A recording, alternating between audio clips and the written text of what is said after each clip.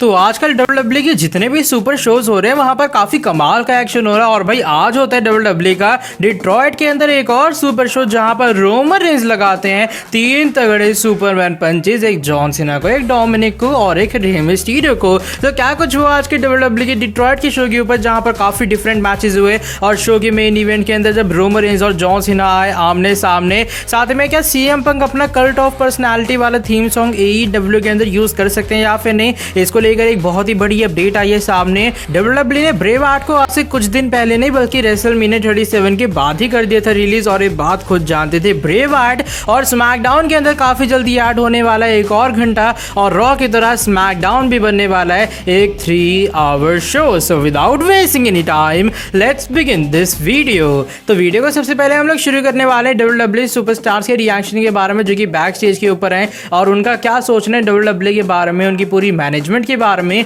जब brave art जैसा बड़ा सुपरस्टार कर दिया गया है फायर। देखो हर सुपरस्टार के मन में भी फिलहाल एक ख्याल है कि भाई जो ब्रेव आर्ट है वो एक तो इतना टॉप सुपरस्टार था, वो एक मेन इवेंटर टाइप था, और ऊपर से जब पिछले साल उनकी मर्चेंडाइज सेलिंग काफी तगड़ी हुई थी, उनके एक्शन फिगर्स काफी ज्यादा बिकी थी, तो उससे कोई चांस बन नहीं रहा था कि जो बंदा मर्चेंडाइज सेलिंग में काफी ज्यादा अच्छा है तो डब्ल्यूडब्ल्यू उसको रिलीज कर देगी। लेकिन ब्रेव आर्ट के रिलीज होने के बाद जो बाकी डब्ल्यूडब्ल्यू सुपरस्टार्स हैं वो बिल्कुल भी कंपनी के अंदर सेफ फील नहीं कर रहे हैं। उनके अकॉर्डिंग पॉपुलर तुम्हारा होना ये चीज मैटर नहीं करती है, डब्ल्यूडब्ल्यू फिर भी आपको कंपनी से निकाल सकती है। और डब्ल्यूडब्ल्यू सुपरस्टार अभी फिलहाल कह सकते हो डर डर के काम कर रहे हैं कि भाई ऐसा ना हो कि मैं कोई गलती कर दूं या फिर बिना किसी रीजन की डब्ल्यूडब्ल्यू मुझे अपनी कंपनी से निकालती हुई नजर आए। अब ये जो डर है वो बैक स्टेज के ऊपर सभी सुपरस्टार्स के मन में बैठ गए, स्पेशली जो मिड कार्ड रेसलर हैं जैसे रिकोशी हो गए, कीथ ली हो गए, उनके मन में भी ये डाउट है कि भाई ऐसा ना हो कि कंपनी हमें डब्ल्यूडब्ल्यू से कुछ ही टाइम बाद निकालती हुई नजर आ। बाकी देखो भाई क्या होता है, लेकिन ये सभी फिलहाल सुपरस्टार्स बिल्कुल भी सेफ फील नहीं कर रहे हैं ब्रेव आर्ट जैसे मेन इवेंटर के रिलीज होने के बाद। नेक्स्ट अपडेट की तरफ लेकिन अब हम लोग बढ़ लेते हैं और ये जुड़ी है डब्ल्यूडब्ल्यू के आज की डिट्रॉयट के शो के बारे में जो कि जरूर डब्ल्यूडब्ल्यू का एक और काफी कमाल का सुपर शो था। और आज शो के ऊपर काफी कमाल के मैचेस होते हैं और मेन इवेंट के अंदर तो धांसू एक्शन होता है। देखो शो की जो स्टार्टिंग है वो होती है बिगी और सेथ रॉलिंस के मैच के साथ, और इस मैच की एंडिंग के अंदर बिगी हमें हराते हुए नजर आते हैं सेथ रॉलिंस को। बाय द वे इस मैच में सेथ की काफी कमाल की परफॉर्मेंस आती है। साथ में एक नॉन टाइटल मैच भी होता है, ड्रू मैकिंटायर हमें शेमस को हराते हुए नजर आते हैं एक क्लेमोर किक के साथ, और जब मैच खत्म होता है जिंदर महल आते हैं और ड्रू मैकिंटायर उनको भी हमें एक क्लेमोर जड़ते हुए नजर आते हैं। इसके बाद शो के ऊपर रॉ की जो वुमेन्स हमारी चैंपियन यानी कि निकी ऐश वो फेस करते हुए नजर आती हैं शार्लेट फेयर और रिया रिप्ली का। ये होता है एक ट्रिपल थ्रेट मैच और मैच के एंडिंग के अंदर निकी ऐश अपनी रॉ की वुमेन्स चैंपियनशिप को हमें रिटेन करती हुई नजर आती हैं। शो के ऊपर अपने डब्ल्यूडब्ल्यू चैंपियन बॉबी लैशली और एमवीपी भी एक टैग टीम मैच में फेस करते हैं और इस बार उनका सामना होता है coffee Kingston and Xavier would say, और इस मैच की एंडिंग के अंदर बॉबी लैशली और एमवीपी की जो टैग टीम है वो हमें जीती हुई नजर आती है। शो के ऊपर इंटरकॉन्टिनेंटल चैंपियनशिप का मैच भी होता है, यहाँ पर अपोलो क्रूज अपनी टाइटल को डिफेंड करते हैं केविन ओवंस, शिंसुके नाकामुरा और सैमी ज़ेन के अगेंस्ट। ये जो मैच है ये भी काफी कमाल का था, केविन ओवंस बीच में हमें काफी तगड़ी डोमिनेशन दिखाते हुए नजर आते हैं, वो दोनों को एक एक कैनन बॉल लगाते हैं। लेकिन मैच की एंडिंग के अंदर अपोलो क्रूज किसी तरीके से बहुत जद्दोजहद के बाद अपनी इंटरकॉन्टिनेंटल चैंपियनशिप को हमें रिटेन करते हुए नजर आते हैं। शो के ऊपर अपनी स्मैकडाउन वुमेन्स चैंपियन यानी कि बियांका बिलेयर भी फेस करती हुई नजर आती हैं और इस बार उनका सामना होता है साशा बैंक्स के खिलाफ। और ये जो मैच है ये टाइटल के लिए मैच था। मैच की एंडिंग के अंदर काफी कमाल का एक्शन होता है, एक बैक एंड फोर्थ एक्शन के बाद बियांका बिलेयर एक अजीब सा टाइप का रोल अप टाइप लगाती है साशा बैंक्स के ऊपर, और 1 2 एंड 3 और साशा बैंक्स हमें अनफॉर्चुनेट वे में इस मैच में हारते हुए नजर आती है और बियांका बिलेयर किसी तरह अपनी टाइटल को यहाँ पर बचा लेती है। मेन इवेंट के बारे में बढ़ते हैं और मेन इवेंट के अंदर मैच होता है John Cena, Rey Mysterio and Dominik versus Roman Reigns, Jimmy and Jey Uso के बीच में। अब ये जो टैग टीम एक्शन है काफी कमाल का होता है, यहाँ पर जॉन सीना को टैग मिलता है, वो हमें लगातार अपना भाई वही जो लगातार कमबैक वाला मूव होता है वो मारते हुए नजर आते हैं। बीच में होता है कि मैच के हमें रोमन रेंज आते हुए नजर आते हैं और जब जॉन सीना एक एए लगाने चलते हैं ऊसो को, रोमन रेंज आते पहले वो एक सुपरमैन पंच लगाते हैं जॉन सीना को, वहां से डोमिनिक भागते हुए आते हैं, रोमन रेंज लगाते हैं सुपरमैन पंच डोमिनिक मिस्टीरियो को, रे मिस्टीरियो टॉप रोप के ऊपर चढ़े होते हैं और रोमन रेंज उन्हें भी हमें एक सुपरमैन पंच लगाते हुए नजर आते हैं। अल्टीमेट डोमिनेशन होती है रोमन रेंज के, लेकिन जब वो लगाने चलते हैं स्पीयर यहाँ पर जॉन सीना को, जॉन सीना इस चीज का काउंटर करते हैं, लगाते हैं एक ए रोमन रेंज को और मैच के एंडिंग के अंदर वो उसको को भी के लगाते हैं और 1 2 and 3 John Cena, Rey Mysterio और डोमिनिक के काफी कमाल के एक्शन के बाद हमें जीत हासिल करते हुए नजर आते हैं। अच्छी चीज ये लगी कि सुपर शो के अंदर रोमन को को भी डोमिनेट दिखाया जा रहा है जब उन्होंने लगातार 3 सुपरमैन पंचेस लगाए, और जॉन सीना का भी यहाँ पर चांस दिखाया जा रहा है जब वो हर बार अपनी टीम की तरफ से हमें जीत हासिल करते हुए नजर आते हैं। मुझे लगा काफी कमाल का एक्शन होता है मेन इवेंट के अंदर, क्यों ना आप सभी के साथ ये सारी चीजें शेयर की जाए, इसलिए मैंने भाई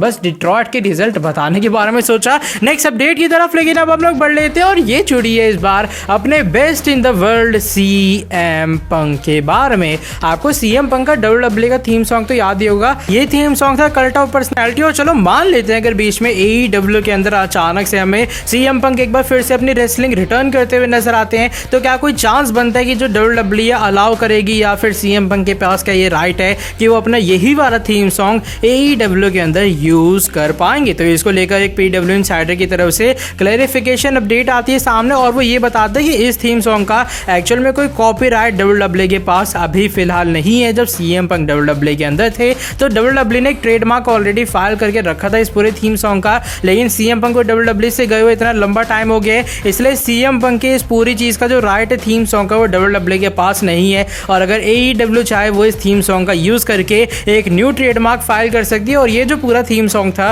वो हमें उसके कॉपीराइट जो है परचेज करते हुए नजर आ सकती है जिस बंदे ने उस म्यूजिक को बना। और कुछ इस तरीके से AEW यही कल्ट ऑफ पर्सनैलिटी वाला जो थीम सॉन्ग है हमें यूज करते हुए नजर आ सकती है जब अगर होता आने वाले टाइम में AEW के अंदर सीएम पंक का रेसलिंग का एक बार फिर से डेब्यू। तो भाई लेट्स सी क्या होता है, क्या अगर AEW के अंदर सीएम पंक आ रहे हैं तो मैं जरूर चाहूंगा सीएम पंक अपने इसी थीम सॉन्ग के साथ एक बार फिर से वापसी करें। सीएम पंक की रिटर्न की फीलिंग तभी ज्यादा अच्छी आएगी, वरना मान लो कोई अननोन सा थीम सॉन्ग प्ले हो रहा है, यहाँ पर फैंस को पता नहीं ये बंदा सीएम पंक है, तो जब सीएम पंक वहां पर दिखेंगे तब जाके जो क्राउड है वो हमें पॉप करता हुआ नजर आएगा। लेकिन सोचो अगर सीएम पंक का यही वाला थीम सॉन्ग प्ले होता है तो भाई क्राउड एकदम क्रेजी होने वाला, जो लोग AEW के उस शो को हमें अटेंड करते हुए नजर आएंगे। नेक्स्ट अपडेट की तरफ लेकिन अब हम लोग बढ़ लेते हैं और ये जुड़ी है इस बार अपने फील्ड ब्रेव आर्ट के बारे में। और रिसेंटली WWE ने ब्रेव आर्ट को काफी ज्यादा अनएक्सपेक्टेड वे में WWE कंपनी से रिलीज दे दिया, लेकिन माना जा रहा है रिसेंटली कि ब्रेव आर्ट को WWE ने आज से कुछ टाइम पहले रिलीज नहीं दिया, बल्कि उनका जो WWE रिलीज है वो रेसलमेनिया की बाद ही कंफर्म हो गया था। और ब्रेव आर्ट खुद इस चीज को बहुत सही और अच्छे तरीके से जानते थे। आपको याद होगा ब्रेव आर्ट का एक प्रोमो एयर ऑन हुआ था रेसलमेनिया 37 के हारने के बाद, जब वो रैंडी ऑर्टन से हार गए थे, रॉ के अंदर वो आए थे, उनका फायरफ्लाई फन हाउस वाला सेगमेंट हुआ था और यहाँ पर बताया था कि उन्होंने वो फ्रेश स्टार्ट करने वाले हैं, एक बार फिर से जो सारी चीजें हैं वो हमें उसे रीसेट करते हुए नजर आएंगी। एक नई शुरुआत होने वाली फायरफ्लाई की और एक नई शुरुआत होने वाली है ब्रेव आर्ट की, और काफी आखिरी में वो इमोशनल टाइप होते हैं और वो कहते सी या और बाय बाय वो हमें करते हुए नजर आते हैं जैसे वो फायरफ्लाई फन हाउस में करते हैं। और एक जो फैन है रिसेंटली इस चीज को पॉइंट आउट करते हैं कि भाई ये जो सेगमेंट है अब देखने में ऐसा लग रहा है कि ब्रेव आर्ट को इस चीज का पहले से अंदाजा था कि ये उनका WWE के अंदर आखिरी सेगमेंट होगा। इनफैक्ट यहाँ पर रैंडी ऑर्टन का भी एक जो सेगमेंट है वो पॉइंट आउट किया जा रहा है जो कि रेसलमेनिया 37 के बाद ही हुआ था, और वहां पर रैंडी ऑर्टन से पूछा गया था कि आपने फील्ड को हरा दिया रेसलमेनिया के अंदर, इसको लेकर आपका क्या कहना है। तो रैंडी ऑर्टन ने एक चीज काफी क्लियर की थी कि बस आज के बाद WWE के अंदर कभी भी आपको फील्ड दिखाई नहीं देने वाला है,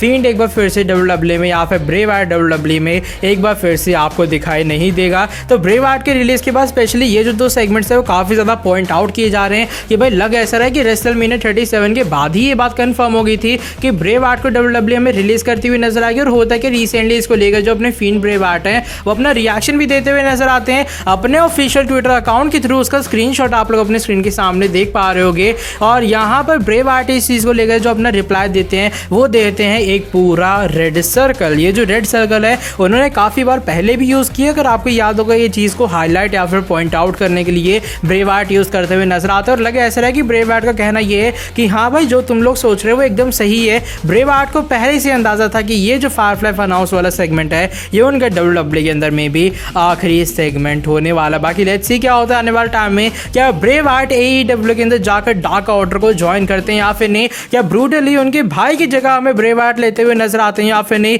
ये चीजें देखने लायक होंगी आने वाले टाइम में WWE के अंदर, जब WWE ने एक बहुत ज्यादा अनएक्सपेक्टेड मूव कर दिया है। नेक्स्ट एंड फाइनल अपडेट की तरफ लेकिन अब हम लोग बढ़ लेते हैं और ये जुड़ी है इस बार WWE के स्मैकडाउन के एपिसोड के बारे में। और अभी फिलहाल जो स्मैकडाउन का एपिसोड है वो है एक 2 घंटे का शो। अगर मैं बात करूं रॉ के बारे में तो रॉ है एक 3 घंटे का शो। अब देखो मेरे हिसाब से जो सबसे बड़ी कमी कह सकते हैं या फिर कह सकते हैं WWE की जो सबसे बड़ी गलती है रेटिंग्स डाउन होने में रॉ की, वो यही है कि WWE ने रॉ को एक 3 घंटे का शो रखा है। पहले की बात अलग थी, लेकिन अब WWE 3 घंटे के अंदर चीजों को मैनेज नहीं कर पा रही किस तरीके से हम अच्छी अच्छी चीज़ें दिखा सकते हैं 3 घंटे में, इसलिए जो 1.5 घंटा है वही अच्छा शो होता है कभी कभार, बाकी जो है भाई एकदम बेकार गार्बेज सा शो बन जाते हैं। इसलिए WWE अगर इसे 1-2 घंटे का शो कर देगी तो डेफिनेटली WWE एक अच्छी बुकिंग कर पाएगी। लेकिन रिसेंटली FW4 ऑनलाइन की तरफ से एक बहुत ही बड़ी अपडेट आती है सामने और माने जा रहा है मे बी WWE इसी मंथ से अपने स्मैकडाउन के एपिसोड को एक 3 घंटे का शो बनाने के बारे में सोच रही है। अब देखो AEW हमें अपना एक न्यू शो लॉन्च करती हुई नजर आएगी,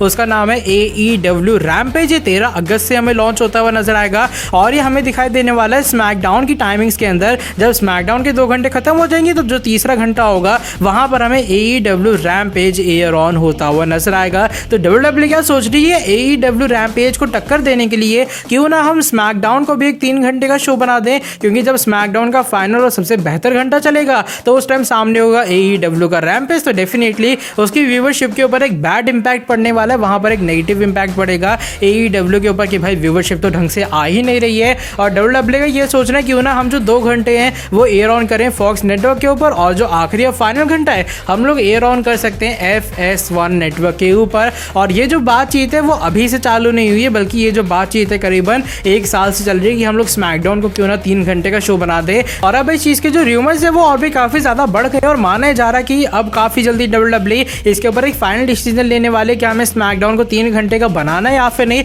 अब WWE ये चीज जानबूझ के करेगी अगर वो स्मैकडाउन को 3 घंटे का बनाती, ताकि किसी तरीके से AEW रैम्पेज की जो व्यूवरशिप है वो लोग डाउन कर पाए। डेफिनेटली स्मैकडाउन का जो तीसरा घंटा होने वाला है फिर वो मेन इवेंट सिनेरियो की तरह होगा। रोमन रेंस की जो अपीयरेंस है या फिर कोई भी अगर लेजेंड आता है, एज होते हैं, जॉन सीना होते हैं, वो हमें उसी तीसरे घंटे के अंदर दिखाए जाएंगे। तो हाँ भाई, यहाँ पर WWE शायद एक टक्कर दे सकती है उस टाइम AEW रैम्पेज को FS1 नेटवर्क के ऊपर भी। बाकी देखते क्या होता है आपके हिसाब से, क्या स्मैकडाउन को एक 3 घंटे का शो बनाना चाहिए या फिर नहीं, या फिर आपके हिसाब से स्मैकडाउन को 2 घंटे का ही शो रहने देना चाहिए ताकि जो स्मैकडाउन है वो बिल्कुल भी हर हफ्ते बोरिंग ना लगे। अपना ओपिनियन आप लोग जरूर शेयर कर सकते हो कमेंट सेक्शन के अंदर। और भाई आज की ये वाली वीडियो बस यहीं तक थी। अगर आपको ये वाली वीडियो पसंद आई है आप लोग नीचे वीडियो को लाइक कर सकते हो। वीडियो को लाइक करने के साथ आप लोग सब्सक्राइब कर दो चैनल को और बेल नोटिफिकेशन को कर दो ऑन, ताकि आगे भी आपको हमारे चैनल के ऊपर कुछ ऐसी इंटरेस्टिंग कमाल की नॉबी फ्रेश अपडेट जानने को मिलती रहे। बाकी मैं नेक्स्ट वीडियो के अंदर आके आपसे काफी जल्दी मिलता हूँ। Till then bye bye, take care.